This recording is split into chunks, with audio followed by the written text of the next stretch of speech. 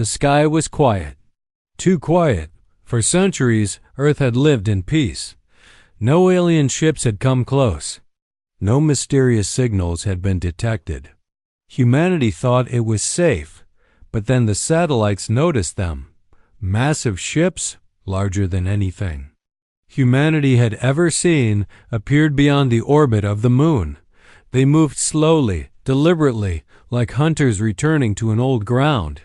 "Sir, unknown objects approaching Earth," a radar officer reported nervously.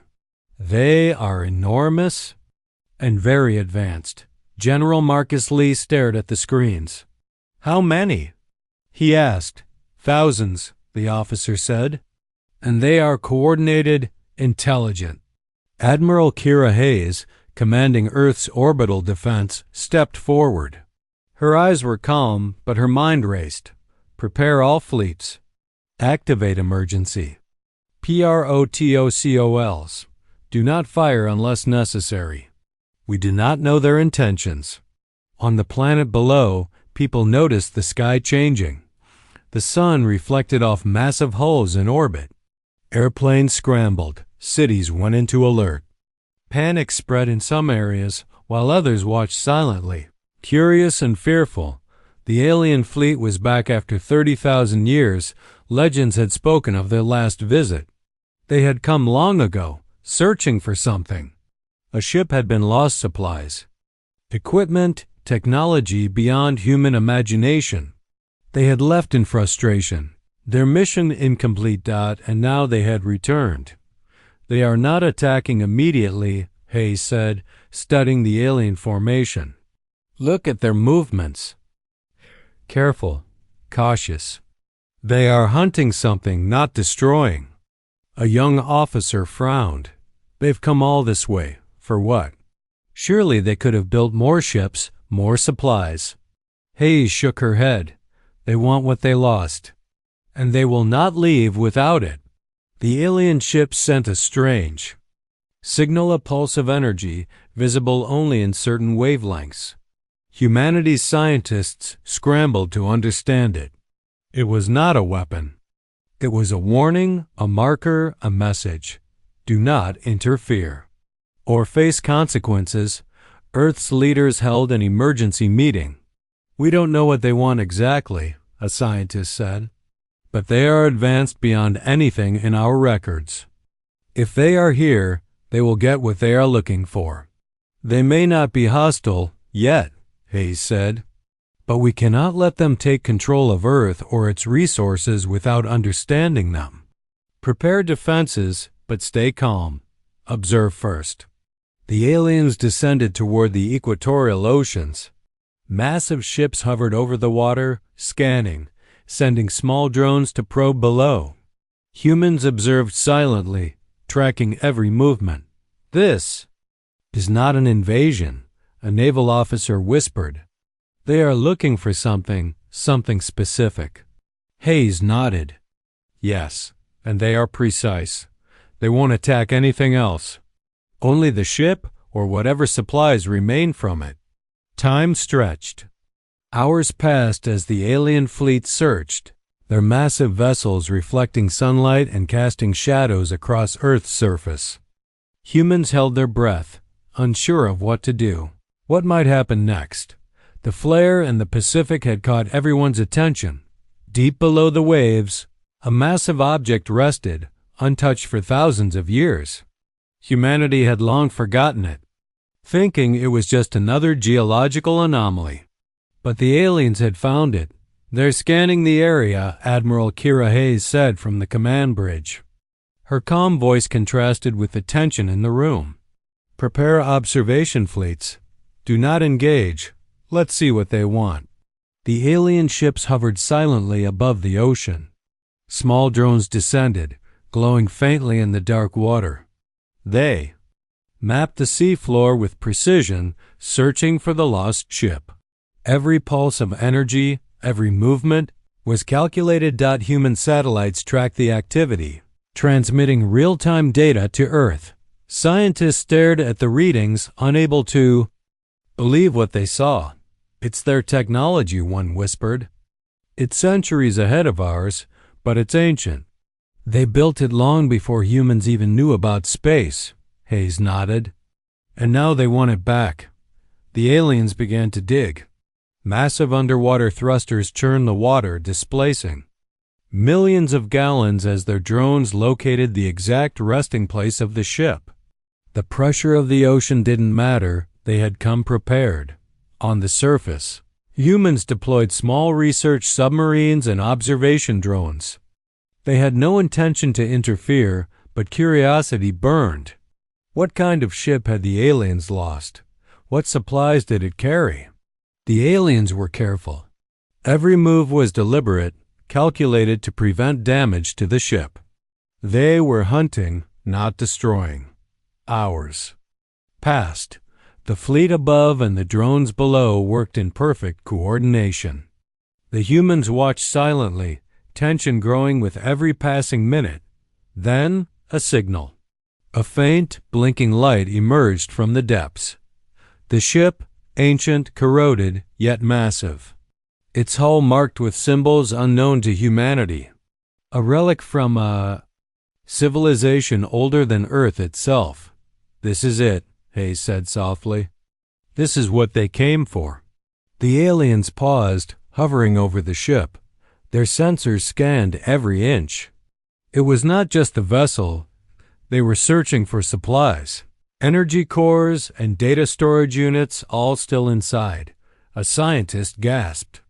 They left technology behind, things humans can't even imagine. Energy sources, navigation systems, weapons. Hayes shook her head. "We don't touch it. We watch. We learn. But we do not interfere." The aliens' drones began extracting parts of the ship.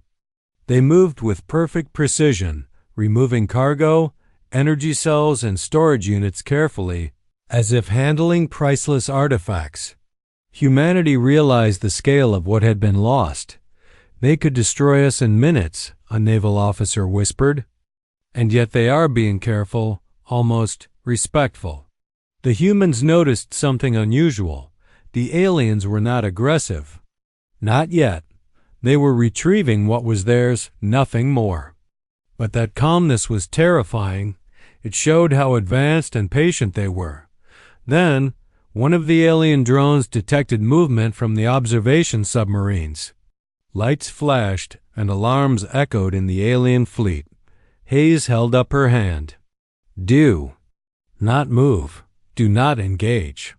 Let them see us, but we do not act." For the first time, humans and aliens observed each other directly. Curiosity, caution, and intelligence met across species. No weapons fired, no explosions. Only tension, heavy as the ocean above the lost ship. The last container rested half buried. In the ocean floor, human divers and drones carefully approached, unaware of the advanced sensors watching them from above.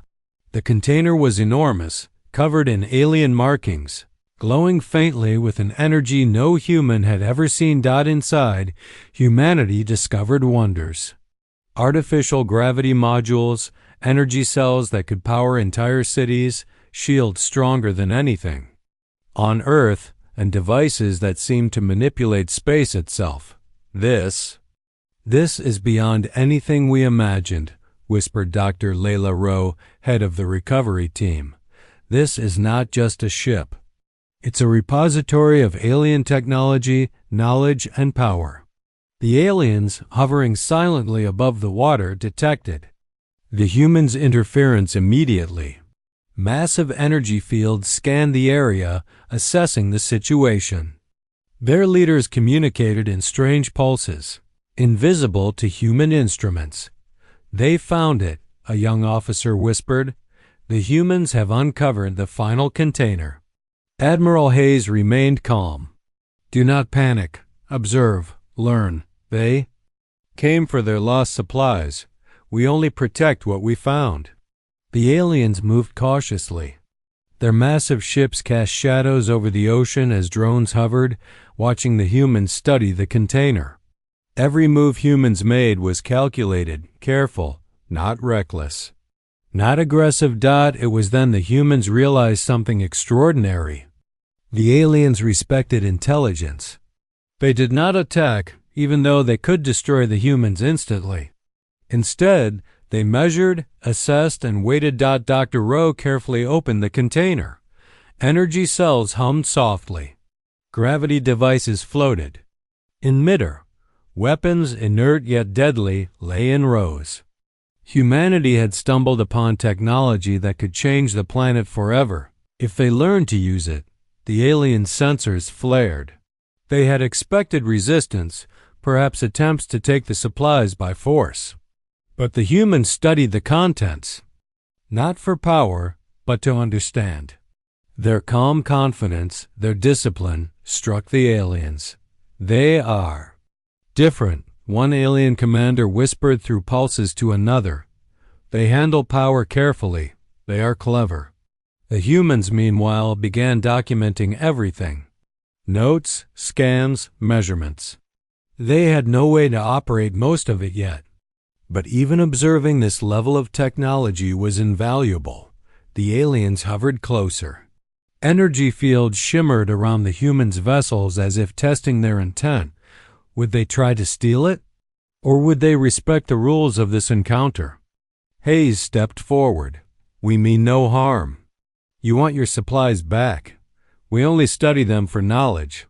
You may take what you came for. The alien commander pulsed a signal in response.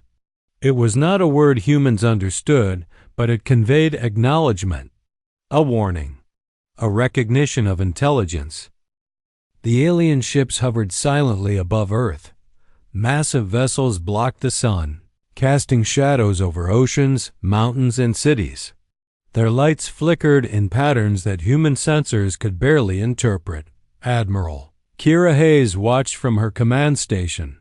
Her fleets were in position not to attack, but to protect. Missiles were loaded, shields activated, and observation drones scanned constantly. Every human move was calm, calculated, and precise. They are not moving to attack, a young officer whispered. Why are they just waiting? Hayes shook her head. They are studying us, measuring our reactions. They want to see what we will do. From the depths of the ocean, humans had retrieved the last container from the alien ship. Inside lay technology far beyond human imagination. Energy cells, gravity modules, and a device that hummed with power. The aliens' attention was fully on it. They want it back, another officer said. And they won't hesitate if we resist. Hayes' voice was calm, but firm. We will not resist, but we will not surrender either. Observe, protect, learn. The alien commanders pulsed signals back and forth. Their language was a sequence of light and energy, precise and incomprehensible to humans, but the meaning was clear. They demanded their property, and they expected compliance. For hours, neither side acted aggressively. Humans and aliens observed each other, testing patience, intelligence, and caution. Every ship movement was measured, every drone deployment precise. The standoff had begun. From the human perspective, it was terrifying. One wrong move could ignite a war that would engulf the planet and possibly the galaxy. Yet, there was awe. 2. Humans realized the aliens were not just advanced, they were disciplined, calculating, and patient. They respect intelligence, Dr. Layla Rowe whispered. They could destroy us instantly, but they haven't. They are waiting. Testing. USM nodded. Exactly. And that tells us more than any attack could. We survive because we are smart, not reckless. The aliens scanned the ocean depths again, their drones hovering near the container. Humans observed silently, ready to protect it if necessary, but only to defend, not to attack. Suddenly, a massive pulse of energy emanated from the aliens. Lead ship. Human shields flared automatically in response, but no attack followed. It was a warning. A demonstration of control. A reminder of power that the fleets remained still.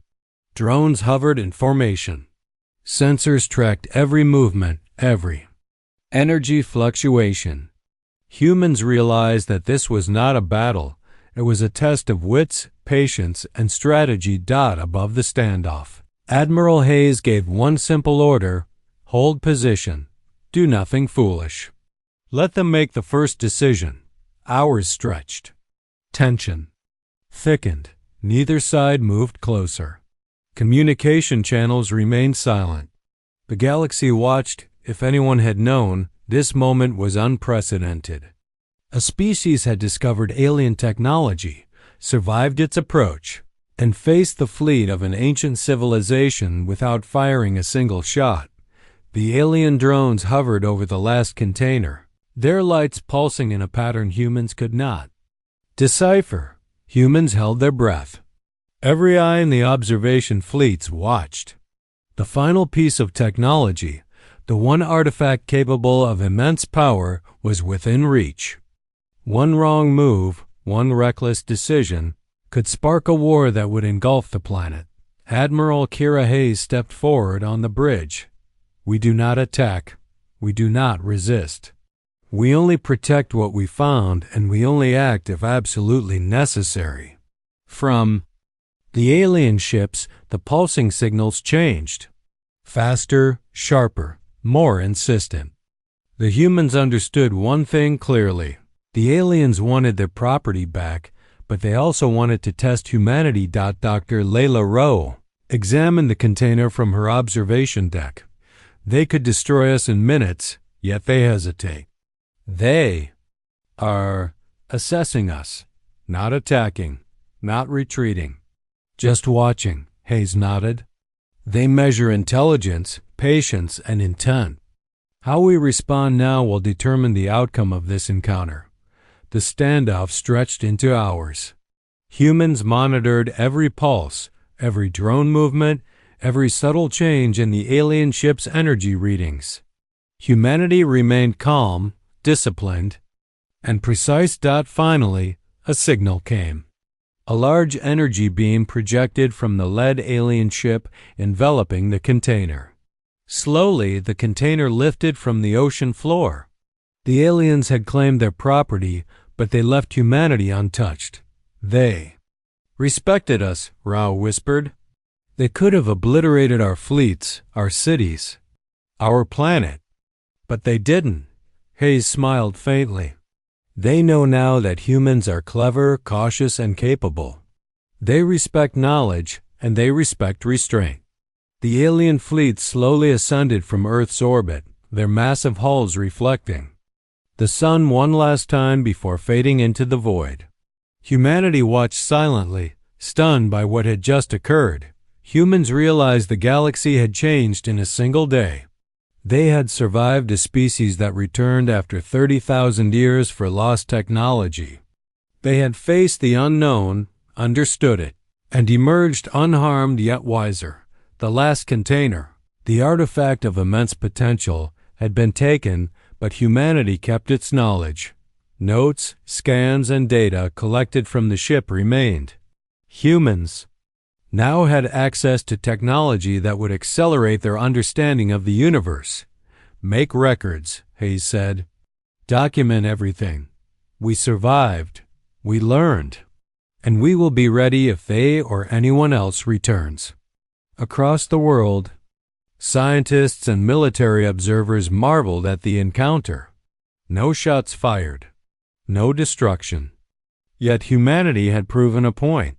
They were capable of facing threats far beyond Earth's current power and surviving them with intelligence and discipline. The galaxy had learned a new truth.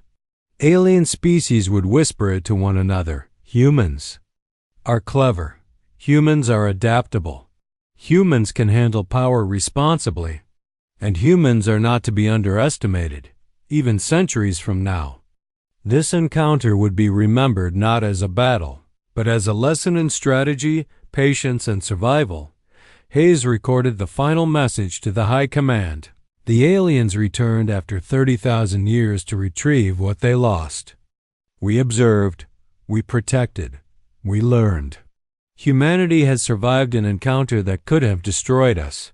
Let this be known across the galaxy. We are intelligent, adaptive, and never to be underestimated.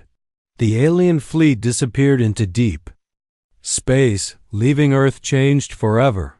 Humans had survived contact with a species far older and more advanced than themselves, and humanity understood. The galaxy would never see them as primitive again.